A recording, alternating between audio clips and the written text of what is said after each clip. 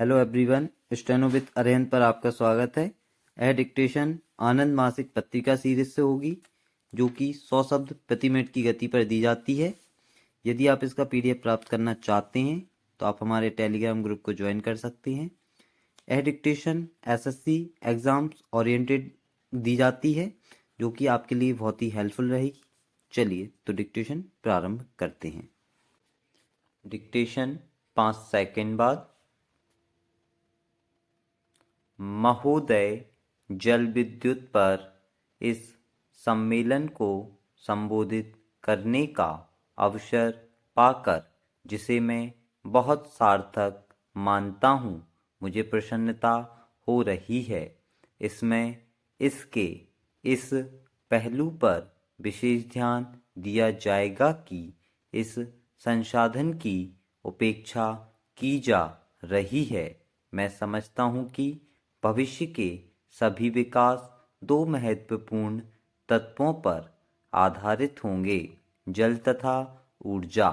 ऊर्जा के बारे में तब तक कोई बात नहीं की जा सकती जब तक उसके साथ ही इसके स्थायित्व संबंधी प्रश्नों पर विचार न किया जाए। इसी प्रकार सतत विकास के बारे में तब तक कोई बात नहीं की जा सकती जब तक उसके साथ ही उसके लिए अपेक्षित ऊर्जा पर विचार न किया जाए। और आज का विषय जल विद्युत एक प्रकार से इन दोनों अर्थात जल तथा विद्युत से संबंधित है। ऊर्जा की खपत का आर्थिक विकास के स्तर के साथ घनिष्ठ संबंधित है। अलग अलग देशों के बीच ही नहीं, बल्कि एक ही देश के भिन्न आय वर्गों के बीच भी ऊर्जा की खपत की दर से यह मोटा संकेत मिल जाता है कि वहाँ के जीवन का स्तर क्या है। संसार के पर्यावरण को खतरा है। केवल इस आधार पर हम खपत को वर्तमान स्तरों पर स्थिर करके गरीबों को सतत गरीबी और जीवन के निम्न स्तर का शिकार नहीं बना सकते। विकास की आकांक्षाओं और आशाओं पर रोक नहीं लगाई जा सकती।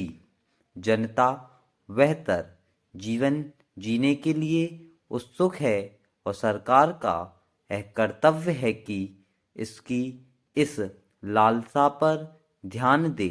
किंतु हम इस ओर जिस प्रकार ध्यान दे रहे हैं, उससे यह संकेत मिलेगा कि हमारा भविष्य क्या होगा, यदि हमारा कोई भविष्य है भी तो। आज भारत में बिजली की स्थापित क्षमता 78,000 मेगावाट है। हमारी आवश्यकता 100,000 मेगावाट की है। अगले लगभग 10 वर्षों में यह आवश्यकता 5 गुना हो जाएगी।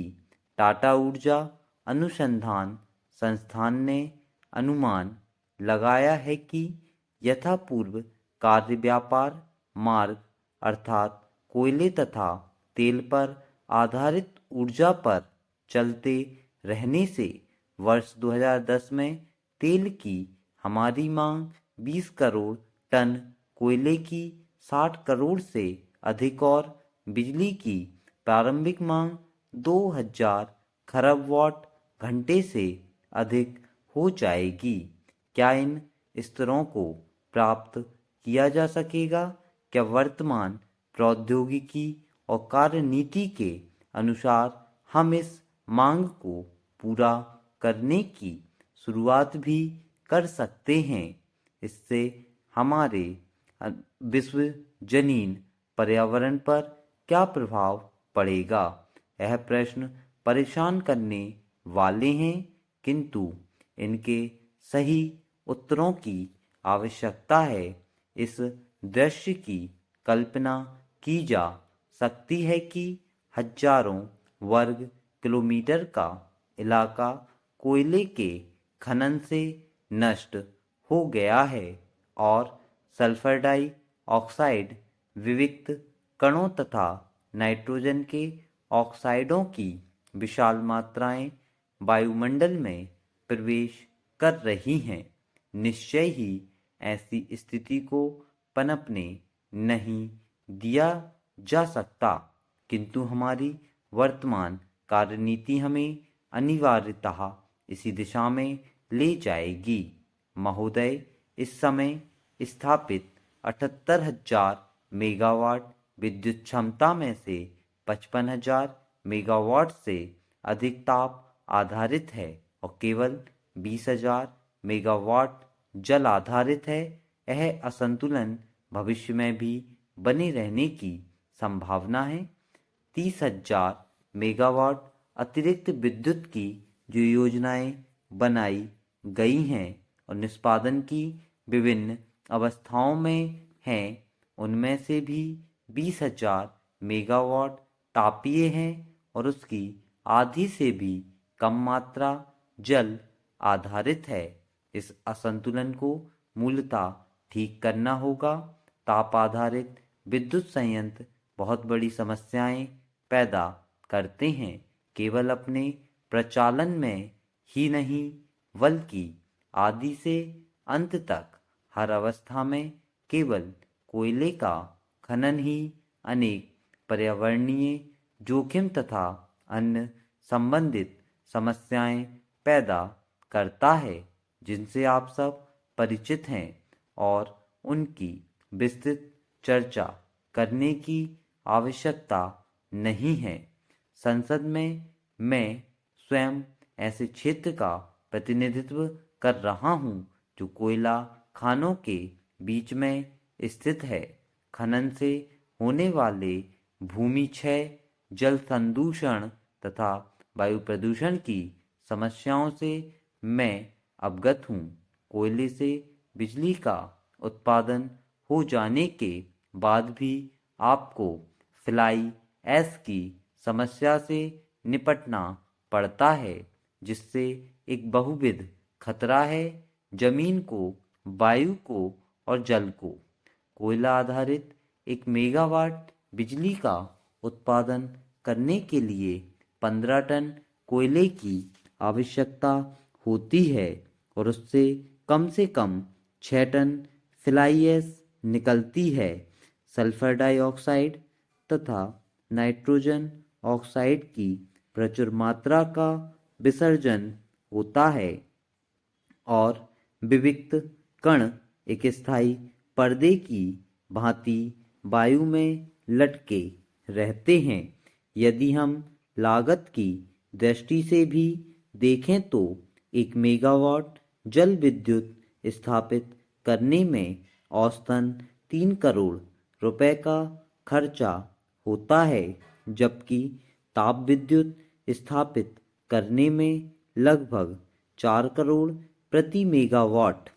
हाँ, ताप विद्युत संयंत्रों का निर्माण सरलता से और शीघ्र हो जाता है, किंतु यदि पर्यावरणीय लागत को भी शामिल कर लिया जाए तो हम देखेंगे कि उनकी लागत कई गुना अधिक बैठती है। यह सब कहने का आशय यह नहीं है कि हम तापीय संयंत्रों का निर्माण बंद कर दें। कुछ ऐसे स्थान हैं जहां पर हमारे लिए कोई और विकल्प नहीं होगा। इसके अतिरिक्त हमें अपने कोयले भंडारों का उपयोग भी आर्थिक लाभ के लिए करना चाहिए।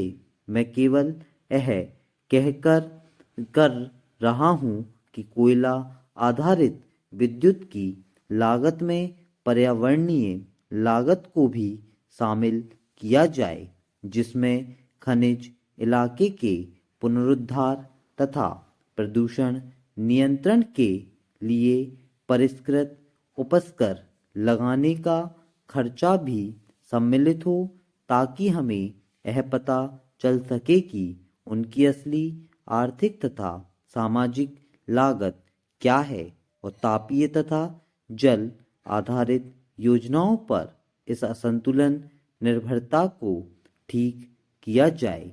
जल विद्युत के वर्तमान 30% अनुपात को हमें अधिक नहीं तो कम से कम 50% तो कर ही देना चाहिए। मैं मानता हूं कि जल विद्युत परियोजनाओं की भी अपनी पर्यावरणीय समस्याएं हो सकती हैं। स्टॉप। यदि आपको वीडियो पसंद आती है तो वीडियो लाइक करें, चैनल को सब्सक्राइब करें और ज़्यादा से ज़्यादा लोगों में शेयर करें एंड फीडबैक ज़रूर दें। Thank you.